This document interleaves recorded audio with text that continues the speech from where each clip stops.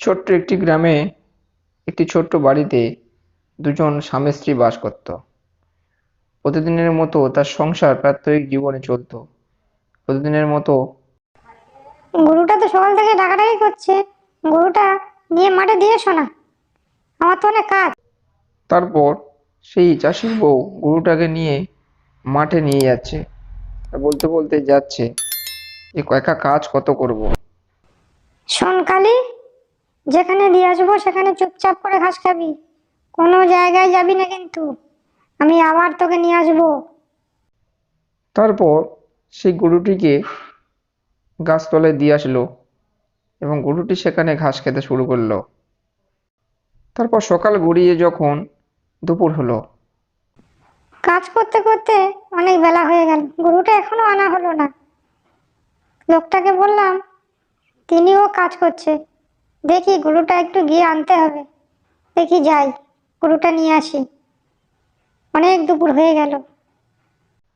চাষির বউ এই বলতে বলতে তাড়াহুড়ো করে গরুটি আনতে গিয়েছিল এবং তখন দুপুরবেলা দুপুরবেলা গরুটির কাছে গিয়ে সে বলল, কালি, তুই তো লক্ষ্মী হয়ে গেলি রে, যেখানে দিয়ে গেছি সেখানে ঘাস খাচ্ছিস। চ দেখি এবার বাড়ি যাবো। দুপুরবেলা চাষির বউ এসেছে, আমার অনেক দিনের শখ চাষির বউয়ের কাছে যাব। শোন বোন, চাষির কাছে যাসনি, ওদের গ্রামে একটা ভয়ঙ্কর তান্ত্রিক আছে। সে তাকে ধরলে ছাড়বে না কোনোদিন, বোতলে ভরে সমুদ্রে ফেলে দেবে। আমার একদিন খুব শিক্ষা হয়েছিল, ওই জন্যে আমি আর মানুষের মধ্যে ঢুকি না। ওই যাস নে বোন। এই বলতে বলতে এক শাকচুন্নি ভূত সে রূপ চেঞ্জ করে সেই চাষির বউর মধ্যে ঢুকে গেল। চাষির বউর মাথাটা হঠাৎ ঘুরে গেল। কি ব্যাপার, হঠাৎ আমার মাথাটা কেমন বন বন করে ঘুরছে, দেখি বাড়ি যাই। দিন গড়িয়ে সন্ধ্যা হলো, চাষি বিছানা বিশ্রাম করছে। হঠাৎ সে বুঝতে পারলো তার পাশে তার স্ত্রী নেই। কোথায় গেল? আমার পাশে তো শুয়েছিল। আমি হঠাৎ দেখি এখানে নেই, দেখি বাইরে গিয়ে কোথায় গেল। চাষির চক্ষু চড়ক গাছ হলো। সে কি দৃশ্য দেখলো! একটা ছাগল মেরে খাওয়া আরম্ভ করলো চাষির বউ। চাষি দেখে তো চোখ কপালে উঠলো। চাষি তখন পিছনে ভয়ে ভয়ে এসে জিজ্ঞাসা করলো, তোমার কি হয়েছে বউ? তুমি এমন করছো কেন? কি করছো এখানে?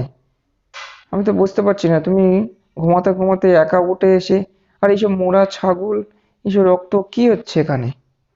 যেই চাষির বউ ফিরে তাকালো রক্তাক্ত মুখ অবস্থায়, চাষি তখন ও বাবা গো বলে ভয়ে ছুটে পালালো আর এক গ্রামের তান্ত্রিকের কাছে গেল। বাবা, আমাকে বাঁচান বাবা, আমার বউ মনে হচ্ছে ভূতে ধরেছে বাবা। সে মোরা ছাগল তুলে নিয়ে খাচ্ছে আর রক্তাক্ত অবস্থায় আমার দিকে তেড়ে আসছে বাবা। আচ্ছা ঠিক আছে, চল দেখি তোদের বাড়িতে যাই। তান্ত্রিক গিয়ে চাষির বউকে মন্ত্র দ্বারা দড়ি দিয়ে তাকে বেঁধে ফেললো। আমার নাম ভূতনাথ তান্ত্রিক। আমার নাম শুনে সমস্ত ভূত পালাতে পথ পায় না। আর তুই চাষির বউর মধ্যে কি করছিস? ভালো চাস তো তাড়াতাড়ি চাষির বউর শরীর থেকে দূরে চলে যা, না হলে তোর গতি খুব খারাপ হবে। হা হা হা হা হা হা। আমি বুঝতে পেরেছি, সেই তোর বোনের একবার যা গতি করেছিলাম, আজ তোর সেই গতি করে ছাড়বো। তাড়াতাড়ি আমার কথা মতো বাইরে বেরো, তোর রূপ নিজের রূপে চলে আয়, না রে আমি তোকে ছাড়বো না। তান্ত্রিক তার চারিদিকে আগুনের রেখা টেনে দিল আর মন্ত্র বলতে লাগলো। তারপর শাকচুন্নি ভূতটা কি করবে চাষির শরীরের মধ্যে, হঠাৎ তার নিজের রূপে ফিরে এলো। চাষির বউ পাশে ঠিকরে পড়ে গেল। আমাকে মেরো না, আমাকে মেরো না, আমি বুঝতে পেরেছি, আমাকে মেরো না। ভূতনাথ তান্ত্রিকের হাতে পড়েছিস, তোকে তো আর বাঁচানো যাবে না। তোকে অনেক করে বলেছি, তুই বাইরে বের হইসনি।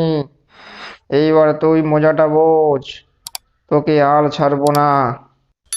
আমাকে ছেড়ে দাও, আমি আর কোনোদিন মানুষের ভিতরে আসবো না। আমাকে ছেড়ে দাও, আমি আমার জীবনে শিক্ষা হয়েছে, আমার বোন বলেছিল, আমি বিশ্বাস করিনি। এই বলে শাকচুন্নি উধাও হয়ে গেল।